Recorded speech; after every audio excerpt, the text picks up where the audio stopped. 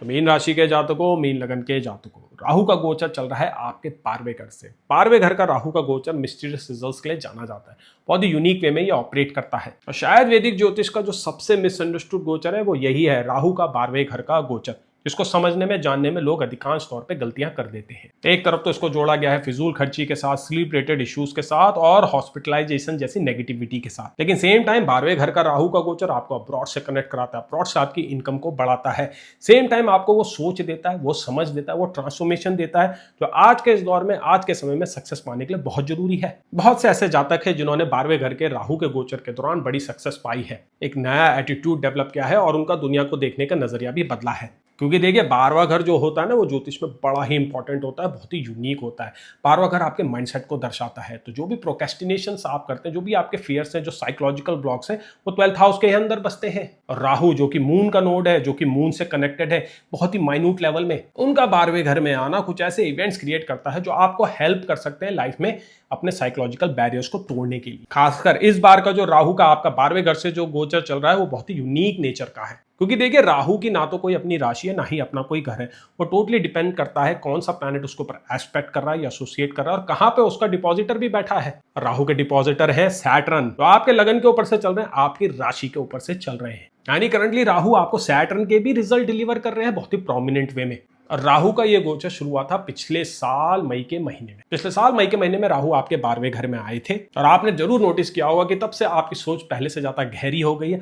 आत्मचिंतन, आत्ममंथन आप पहले से ज्यादा करने लगे हैं। फाइनेंसेस के अराउंड भी कुछ डेवलपमेंट्स हुए हैं, कुछ लोगों के लिए पॉजिटिव हुए हैं, कुछ लोगों के लिए नेगेटिव भी हुए हैं। और पिछले साल मई के महीने में ही गुरु का भी गोचर हुआ था। गुरु आपके 4th हाउस के ऊपर आ गए थे और राहु के ऊपर एस्पेक्ट करने लगे थे।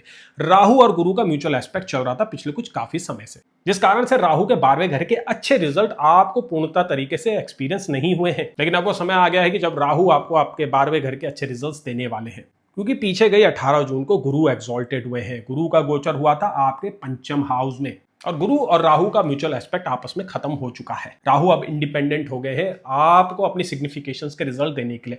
और उससे भी अच्छी बात यह है कि राहु के जो डिपॉजिटर हैं, जो शनि देव है, उनके ऊपर एक्सॉल्टेड गुरु का एस्पेक्ट पड़ रहा है। तो अब सैटर्न भी काफी रिफाइन हो गए हैं। तो राहु ने जो अपने डिपॉजिटर के रिजल्ट देने हैं, जो सैटर्न के जो रिजल्ट देने हैं, वो भी पहले से बेटर हो चुके हैं। तो बहुत ही यूनिक सी सिचुएशंस बनी है यहाँ पे आप लोगों की राशि के लिए, आप लोगों के लगन के जातकों के लिए। अब आप जैसे जैसे समय में आगे बढ़ेंगे, आपको महसूस होगा कि आपका कॉन्फिडेंस पहले से बढ़ने लगा है। अपने इमोशंस को आप पहले से इजीली कंट्रोल कर पा रहे हैं। सेम टाइम अपने हैबिट्स में भी इंप्रूवमेंट ला पा रहे हैं। प्रोडक्टिविटी आपको इंक्रीज होने लगेगी। फोकस भी आपका पहले से बेहतर हो जाए। कई बार 12वें घर के राहु के रिजल्ट इंस्टेंटली नहीं दिखते हैं क्योंकि वो आपके कैरेक्टर के ऊपर वर्क करता है, आपके माइंडसेट के ऊपर वर्क करता है। आप अपनी हॉबीज के ऊपर काम करते हैं, आप अपनी हैबिट्स के ऊपर काम करते हैं, आप अपने मैनर्स के ऊपर भी काम करते हैं, नॉलेज भी आप अक्वायर करते हैं। राहु का एस्पेक्ट आपके 8th हाउस के ऊपर पड़ रहा है, तो ट्रांसफॉर्मेशन भी आपका यहाँ पे होता है। और करंटली जो ज्योतिष गणनाएं हैं मीन राशि के जातकों के लिए, मीन लगन के जातकों के लिए, वो तो यही इंडिकेट कर रही है कि इन लोगों का बहुत ही स्ट्रॉन्ग ट्रांसफॉर्मेशन अभी चल रहा है। क्योंकि सैटर्न साक्षात शनिदेव आपके लगन पे चल रहे हैं, आपकी 7.5 का सेकंड फेज चल रहा है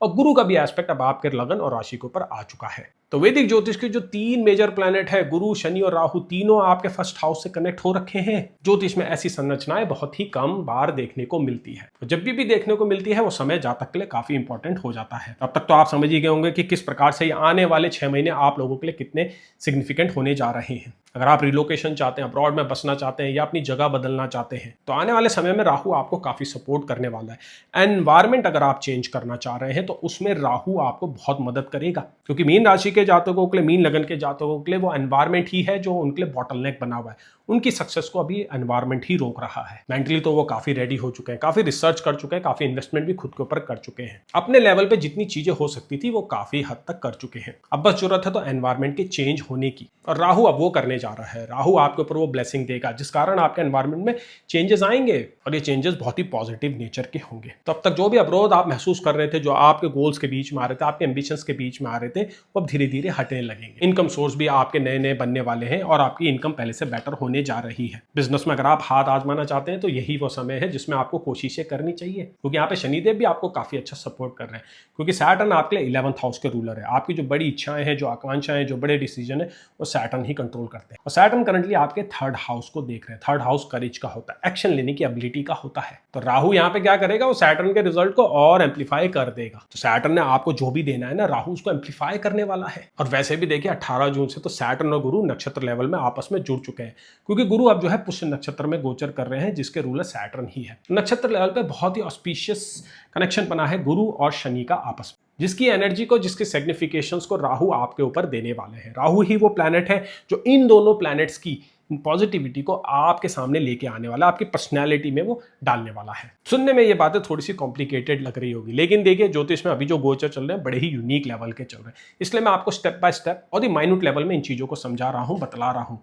कहीं भी आपको कंफ्यूजन हो या आपके कोई क्वेश्चन हो, आप उनको नीचे कमेंट सेक्शन में मुझसे पूछ सकते हैं। इवन दो इस वीडियो का टॉपिक तो जो है राहु ही है, राहु ही मेन एक्टर है इस वीडियो के, लेकिन यहाँ पे हमें सैटर्न गुरु को बीच में लाना बहुत जरूरी है। सेम टाइम और भी प्लैनेट है जिनको हमें बीच में डिस्कस करना होगा, जैसे कि मंगल जो आपके लिए भाग्यश है, 9th हाउस के रूलर है, वो करंटली आपके 3rd हाउस से ट्रांजिट कर रहे हैं। 3rd हाउस से वो आपके 9th हाउस को ही देख रहे हैं, यानी आपके भाग्य को उन्होंने मजबूत कर रखा है। और गुरु की दृष्टि भी आपके 9th हाउस के ऊपर ही पड़ रही है। तो अभी कुछ समय के लिए आपका 9th हाउस काफी एक्टिवेट हो रखा है, काफी स्पीशियस हो रखा है। और ऊपर से राहु आपके 12वें घर में बहुत ही बलशाली हो रखे हैं, क्योंकि वो अपनी ही राशि में है, अपने ही नक्षत्र में। तो ये वो समय है जिसमें आप पिलग्रिमेजेस में जाते हैं, इसी एक स्पिरिचुअल साइट को विजिट करते हैं, जहां से आपके ऊपर ब्लेसिंग्स भी बरसती है, जहां से आपके अंदर वो अवेयरनेस भी क्रिएट होती है, वो मेंटल ब्लॉक्स आपके दूर होते हैं। देखिए पुराने जमाने में यात्राओं का यही पर्पस हुआ करता था। जब इंसान चार दीवारी में रह के एक ही एनवायरमेंट में रह के बहुत ही कुंठित हो जाता था, प्रोक्रेस्टिनेशन करने लगता था, प्रोडक्टिविटी उसकी लूज होने लग जाती थी, तो वो यात्राओं पे जाता था। और इन्हीं यात्राओं के दौरान वो खुद को रिचार्ज भी करता था, एक नई सोच समझ लेके अपने जीवन में वापस आता था और अपने लक्ष्य को पूर्णता हासिल करने के लिए लग जाता था। तो यहाँ पे आप लोगों को भी रेडी रहना चाहिए एक ट्रैवलिंग के लिए। एक ऑस्पिशियस पिलग्रिमेज आप लोगों के जीवन में अब होने जा रही है आने वाले 6 महीने में, जो आपके सोचने समझने का और जीने का तरीका बदल सकती है, आपके लक को भी एक्टिवेट कर सकती है। अब हम अगर आपके फाइनेंसेस की बात करें, देखिए राहु 12वें घर में खर्चे कराता है, डेफिनेटली कराता है, लेकिन वो खर्चे आपके अपने पर्पस के लिए होते हैं, आपके अपनी इंप्रूवमेंट के लिए होते हैं। आप गैजेट्स में जो है इन्वेस्ट करते हैं, आप उन टूल्स के ऊपर, उन प्रोग्राम्स के ऊपर खर्चा करते हैं जो आपके अंदर डेवलपमेंट लेके आते हैं, आपकी प्रोडक्टिविटी को इंक्रीज करते हैं। राहु उस प्रकार के खर्चे कराता है जो आपकी ग्रोथ में, आपके कैरियर में आगे जाके बहुत ही सार्थक साबित होते हैं। जिसका मतलब ये हुआ कि अगर आपको अभी कोई टूल खरीदना है, कोई मेंबरशिप आपको ज्वाइन करनी है, जिम आपने ज्वाइन करना है या किसी कोर्स में आपको एनरोल करना है, तो जल्दी से जल्दी कीजिएगा, उस पर प्रोक्रेस्टिनेट मत कीजिए। ये मत सोचिए कि आपका पैसा खर्च होने जा रहा है, इसको आप इन्वेस्टमेंट के तौर पे समझिए, खुद के ऊपर इन्वेस्ट आप कीजिए, क्योंकि पैसों ने तो निकलना ही निकलना है आपकी जेब से, आपके अकाउंट से। अगर आप उसको फोर्सफुली रोकेंगे, ओवर थिंक करेंगे, तो ये खर्चे फिर फिजूल खर्ची में बदल जाएंगे, जिनका कोई भी पर्पस या मतलब नहीं रहेगा। और घबराइएगा मत, जो ये खर्चे आपके हो रहे हैं, गुरु जो आपके 5th हाउस में चल रहा है, आपके 11th हाउस को देख रहा है, उसकी पूर्ति भी वो कर देगा। जब आप खुद के ऊपर इन्वेस्ट करेंगे, खुद के विकास के लिए खर्चा करेंगे, गुरु उनकी पूर्ति समय समय पे आपके लिए करते रहे। तो खुद के ऊपर इन्वेस्ट करने से पहले आपको घबराने की कोई भी जरूरत नहीं है। गोचर आपको संपूर्ण तरीके से सपोर्ट करने जा रहे हैं आने वाले इन 6 महीनों में। अब अगर हम बात करें आपके रिलेशनशिप के, देखिए राहु का 12वें घर का गोचर इंसान को दूर ले जाता है अपने परिवारजनों से। कई ऐसे जातक है जैसे ही राहु 12वें घर में आया, उनका उसने ट्रांसफर करा दिया। कुछ लोग ऐसे भी है जिनका ट्रांसफर नहीं हुआ है, लेकिन फिर भी स्थितियां कुछ ऐसी बनी कि जिस कारण उनका कम्युनिकेशन अपने लव वंस के अराउंड कम हो गया था। 12वें घर का राहु आपको क्या ना, आपके कमरे में आपको बंद कर देता है, आपका किसी से बात करने का मन नहीं करता, किसी से इंटरेक्शन करने का भी मन नहीं करता है। ऐसी ही स्थिति मुझे लगता है आप लोगों की बनी है पिछले कुछ 1 साल में। लेकिन अब राहु जो है ना, आपको उस मेंटल केज से बाहर निकालेगा। आप लोगों के साथ कम्युनिकेट भी करेंगे, सोशल गैदरिंग का भी हिस्सा बनेंगे, किसी सर्कल को भी अब आप ज्वाइन करने वाले हैं, क्योंकि राहु के जो डिपॉजिटर है सैटर्न, वो आपके 11th हाउस को रूल करते हैं, जो सोशल सर्कल्स को ही दिखाता है। और सैटर्न की जो अभी स्थिति है बहुत ही ऑस्पिशियस बनी हुई है आप लोगों के लिए। तो जिस सर्कल से आप जुड़ने वाले हैं राहु के द्वारा, वो बहुत ही पावरफुल और बहुत ही मीनिंगफुल सर्कल होने वाला है, जो आपके विकास में, आपके डेवलपमेंट में आपको काफी हेल्प करने वाला है। राहु यहाँ पे आपका इंटरेक्शन कराएगा फॉरेन ओरिजिन के लोगों के साथ, दूसरे धर्म के लोगों के साथ, और बहुत ही इंटरेस्टिंग लोगों के साथ, जिनसे आपको काफी कुछ सीखने को भी मिलेगा। 12वें घर का राहु का गोचर ना इंसान को बहुत कुछ सिखा के जाता है, यूनिक एक्सपीरियंस भी कराता है। इसलिए ऐसा एडवाइस किया जाता है कि जब भी 12वें घर का राहु आपका शुरू हो, तो ट्रैवल करना बहुत जरूरी हो जाता है। और देखिए 12वां घर ना आपके ब्लड रिलेटेड प्रेशर का भी होता है। मैरिज के हैप्पीनेस में 12वें घर का बहुत ही इंपॉर्टेंट रोल है। राहु 12वें घर में यहाँ पे कुछ इश्यूज क्रिएट करता है, एक कंफ्यूजन क्रिएट करता है अपने पार्टनर के साथ, कम्युनिकेशन गैप भी आने लग जाता है। राहु का एस्पेक्ट 12वें घर से आपके 4th हाउस के ऊपर भी पड़ रहा है, आपके 8th हाउस के ऊपर भी पड़ रहा है। 4th हाउस डोमेस्टिक पीस का होता है, और 8th हाउस आपके इन-लॉज के साथ आपके संबंध का होता है। आपके स्पाउस के साथ जो आपकी इंटीमेसी की जो इक्वेशन होती है ना, वो 8th हाउस से ही देखी जाती है। 12th हाउस आपका 7th से 6th भी होता है, आत्वागर जो कि शादी का होता है और आपके पार्टनर का होता है। राहु का वहां से 6th में जाना और वहां पे गोचर करना, अपनी राशि में आना, अपने नक्षत्र में आना, ये पार्टनर के साथ कुछ कॉन्फ्लिक्ट्स भी क्रिएट करता है। और सैटर्न भी देखिए लगन से आपके 7वें घर को ही देख रहे हैं, आपके शादी के घर पे सैटर्न की पूर्णता दृष्टि बनी हुई है। तो आपकी मैरिज के अराउंड, आपके पार्टनर के अराउंड डेफिनेटली अभी कुछ ऐसे इवेंट हो रहे हैं जो आपको बिल्कुल भी समझ नहीं आ रहे।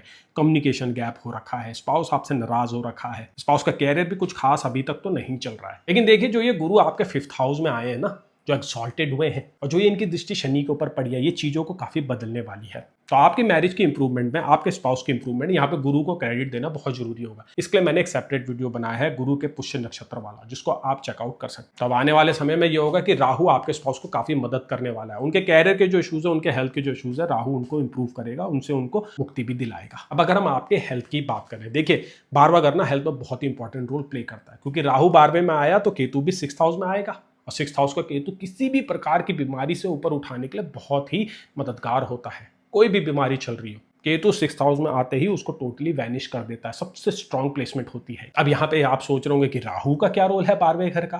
देखिए राहु का 12वें घर का रोल जो है मेंटल हेल्थ के अराउंड रिवॉल्व करता है। आपका डिसिप्लिन, आपका फोकस, आपकी हेजिटेशंस और आपकी जो वो ओसीडीज वाली जो टेंडेंसीज है, उसके अराउंड राहु कुछ खेलने लग जाता है। और पिछले कुछ काफी समय में आपके साथ ऐसा हुआ भी है। राहु ने काफी कुछ खेला है आपके इमोशंस के साथ। टाइम टाइम पे आपको उसने एंग्जाइटी भी दी है, टाइम टाइम पे आपकी प्रोडक्टिविटी को उन्होंने डिस्टर्ब भी किया है। लेकिन अब वो सिलसिला टूटने जा रहा है और ऑलमोस्ट काफी लोगों के लिए टूट भी चुका है। कुछ लोगों ने मुझे फीडबैक दिया कि काफी प्रोडक्टिव वो महसूस भी कर रहे हैं। अब आने वाले 11 अगस्त को देखिए राहु अपना नक्षत्र भी बदलने वाले, धनिष्ठा नक्षत्र में वो आ जाएंगे, जिसके रूलर है मार्स, जो आपके लिए भाग्य बहुत ही ऑस्पिशियस प्लैनेट है। तो बहुत ही इंटरेस्टिंग चेन ऑफ इवेंट आपके साथ होने जा रहे हैं, जो आपका जो है ना आध्यात्मिक विकास करने वाली है, आपका मानसिक विकास करने वाली है। तो किसी भी बुरी आदत से अगर आप ग्रस्त हैं अभी, तो घबराइएगा मत, वो आगे सुधरने वाली है, शांत होने वाली है। राहु आपका बहुत अच्छा डेवलपमेंट करने वाला है। आप काफी सरप्राइज हो जाएंगे इस चीज को जब आप महसूस करेंगे। आपकी राशि वैसे भी मीन है, आपका लगन वैसे भी मीन है, और आपकी 7.5 का सेकंड फेज चल रहा है। तो क्लियरली आप अपनी लाइफ के सबसे इंपॉर्टेंट फेज में अभी आप चल रहे हैं, और यही वो फेज है जो आपके लिए मेक और ब्रेक जैसी कंडीशन बनाता है। सही महादशा और सही अंतर्दशा अगर आपके हॉरोस्कोप में चल रही है ना, तो यही वो पीरियड है जो आपको आपकी लाइफ के लिए सेट कर सकता है। और अगर आप इस बारे में डिटेल में जानना चाहते हैं तो आप कंसल्टेशन ऑर्डर कर सकते हैं, ताकि आप समझ सके कि कैसे ये राहु का गोचर, कैसे शनि का गोचर,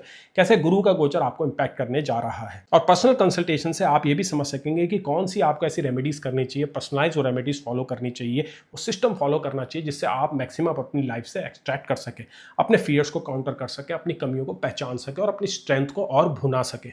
तो पर्सनल कंसल्टेशन ऑर्डर करने के लिए नीचे मेरा नंबर दिया हुआ है। अगर आपको क्लासेस भी चाहिए तो आप मुझसे संपर्क कर सकते हैं। मैं आशा करता हूं कि राहु का जो ये बचा हुआ गोचर है 6 महीने का, वो आपको अच्छे से अच्छे रिजल्ट दे। राहु जब धनिष्ठा नक्षत्र में जाए तो उनकी जो पॉजिटिविटी है वो और इंक्रीज हो। आप पिलग्रिमेज में जाएं, वो इंपॉर्टेंट यात्रा जो आपको आने वाले 6 महीने में करनी है, वो जल्दी से जल्दी आपके साथ व्यतीत हो। अगर आप चैनल में नए हैं तो चैनल को सब्सक्राइब कीजिएगा, वीडियो को लाइक कीजिएगा। ऐसे ही इंटरेस्टिंग इन डेप्थ वीडियो आपकी राशि के लिए, आपके लगन के लिए मैं लेके आता रहूंगा, जहां पे सिर्फ एक ही प्लैनेट की बात नहीं होती है, सारे प्लैनेट्स को मिक्स करके, उनकी सिग्निफिकेशंस को जो है इंटरवाइन करके मैं आपके लिए प्रेडिक्शंस लेके आता हूं। अब बहुत ही जल्दी कुछ इंटरेस्टिंग वीडियोस आने वाले हैं, लेकिन सबसे पहले आएगा शनि का वक्री गोचर, जो जुलाई के आखिरी हफ्ते में शुरू होने जा रहा है। बहुत ही इंपॉर्टेंट होने जा रहा है शनि का वक्री का गोचर, क्योंकि आपकी राशि के ऊपर, आपके लगन के ऊपर ये होगा। तो चैनल को सब्सक्राइब कीजिए, वीडियो को लाइक कीजिए। बहुत ही जल्दी मिलेंगे नए वीडियो के साथ, तब तक के लिए नमस्कार।